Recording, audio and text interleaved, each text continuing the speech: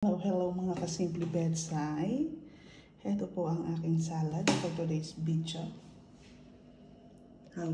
Roasted chickpeas with baked sweet potatoes.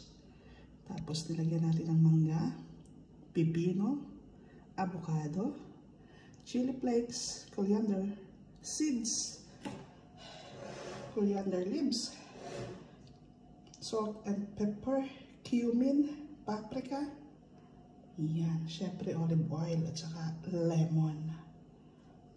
O diba, promise guys, napakasarap. Napakasarap niya. Kahit ito na lang ang pagkain ko.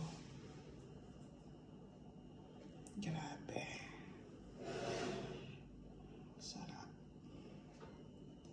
Syempre, in-roast natin yung ating chickpeas. Nilagyan natin ng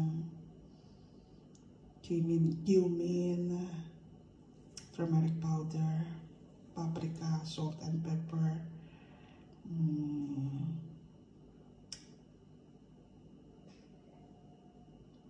tsaka yung ano mga yun, turmeric powder.